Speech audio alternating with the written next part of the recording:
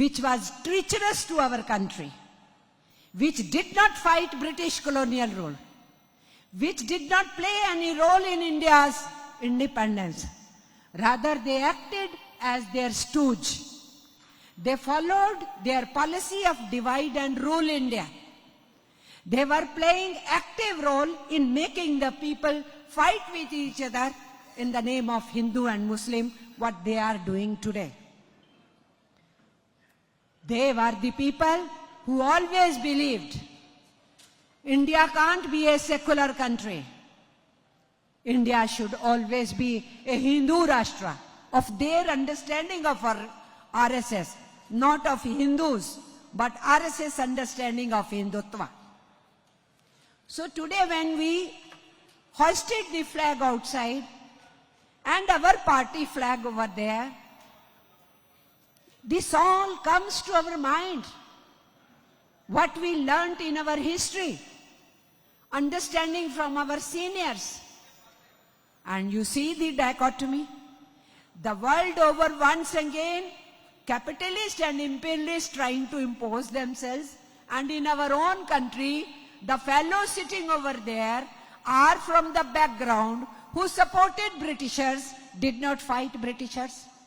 If that time Britishers were their masters, yes sir voice for them. Today America is their master and yes voice for them. It is in this background, comrade. We don't have hopes from this present government that they will deliver something good for the common people. We know what their politics is, and that's why our conferences become very important, not just only an event. They become important for serious deliberations. And I want to hope that your conference will go into depth as far as the problems, not only national or international, which will be some part, but major part you have to discuss about Tamil Nadu. Your problems here, your organization, your party, your structure, how to carry it forward, how to meet the aspirations of common man. So this conference in this background holds great significance for you all, those who are sitting as delegates here. தோழர்களே, இன்று காலையிலே நாம் விடுதலை திருநாளின் கொடியை ஏற்றினோம். நம்முடைய கட்சி 1925ஆம் ஆண்டு December 26இல் கான்பூரிலே இந்திய கம்யூனிஸ்ட் கட்சி தோன்றியது. அதே 1925இல் நாக்பூரிலே RSS பிறந்தது. ரெண்டும் ஒரே ஆண்டுதான். ஆனால் இரண்டும் ஒன்றுக்கொன்று நேர் முரண்பாடான சக்திகள். செங்கொடியின் புதல்வர்கள் இந்த நாட்டை வாழ்விக்க வேண்டும் என்று கனவு கண்டார்கள். அது தங்களுடைய சோசியலிச கருத்தியல் அடிப்படையில் எல்லோருக்கும் எல்லா வாய்ப்பும் கிடைக்கக்கூடிய ஒரு சமத்துவமான இந்தியாவை படைக்க வேண்டும் என்று அவர்கள் விரும்பினார்கள். அதற்காக வெள்ளையர்களை எதிர்த்த அந்த பிரம்மாண்டமான போராட்டத்தில் அவர்கள் ஈடுபட்டார்கள். ஆனால் இன்னொரு முகாம் இருக்கிறதே, அந்த முகாம் விடுதலை போராட்டத்தில் ஈடுபடவில்லை.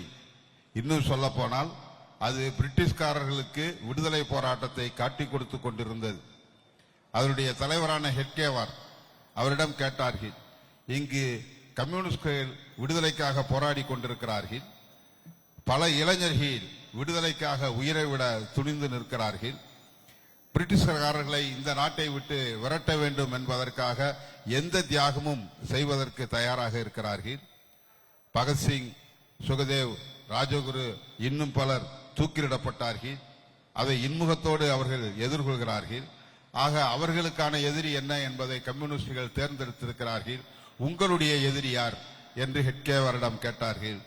அதுக்கு ஹெட்கேவர் சொன்னார், எங்களுடைய எதிரிகள் பிரிட்டிஷ்காரர்கள் அல்ல, எங்களுக்கு எதிரிகள் வேறு. எங்களுக்கு எதிராக இஸ்லாமியர்கள் இருக்கிறார்கள், 4 வர்ணங்கள் இருக்கின்றன. இவர்களெல்லாம் இந்த தியாகங்களை செய்வதற்கு தயாரான இளைஞர்கள் எல்லாம் தவறான வழியிலே சென்று கொண்டிருக்கிறார்கள். அவர்களுக்கு நாங்கள் அறிவுரை சொல்வோம், அவர்களை தவறான பாதையிலிருந்து திருத்துவோம் என்று அவர்கள் சொன்னார்கள். அவர்களுக்கு பிரிட்டிஷ்காரர்கள் எதிரி இல்லை, இந்தியா விடுதலை அடைவது முக்கியமில்லை, அவர்களுடைய நால் வர்ணத்தை தூக்கி பிடிப்பதுதான் அவர்களுடைய வேலை. அதை எதிர்ப்பவர்கள் எல்லாம் அவருடைய எதிரிகளாக கருதினார்கள். ஏன் இப்போது நாம் பேச வேண்டியிருக்கிறது என்றால், இப்போது நாம் பார்க்கிறோம் மோடி RSS உடைய மேடையிலே செம்மாந்து நின்று கொண்டிருக்கிறார். எந்த RSS உடைய மேடை? இந்தியாவுடைய விடுதலை போராட்டத்தை காட்டி கொடுத்த RSS, இந்தியாவுடைய சமத்துவத்தை குழி தோண்டி புதைப்பதற்கு எந்நேரமும் காத்து கொண்டிருக்கக்கூடிய RSS, பிரிட்டிஷ்காரர்களுக்கு ஆதரவாக நின்ற RSS, இந்தியாவை இந்துக்களாகவும் முஸ்லிம்களாகவும் பிளவுபடுத்திய அந்த பிளவுபடுத்துவதன் மூலமாக அவர்களுடைய ஆட்சி நீடிப்பதற்கு வழிவகுத்த RSS. ஆக இவர்களுடைய மேடையில் தான் மோடி நின்று கொண்டிருக்கிறார். விடுதலை போராட்டத்தில் எந்த பங்கும் வகிக்காதவர்கள் இந்தியாவுடைய ஜனநாயகத்தின் காரணமாக இந்தியாவுடைய ஆட்சிக்கு வந்திருப்பதுதான் வரலாற்றினுடைய துரதிர்ஷ்டம். நமக்கு ஒரு நோக்கம் இருக்கிறது. அவர்களுக்கு இந்தியா என்பது ஒரே ஒரு நாடு, அது பன்மைத்துவம் கொண்ட வெவ்வேறு மரபுகளை கொண்ட நாடு அல்ல. அவர்களுக்கு இந்தியா என்பது ஒரே நாடு, அது இந்து ராஷ்டிரா என்று அவர்கள் சொல்கிறார்கள்.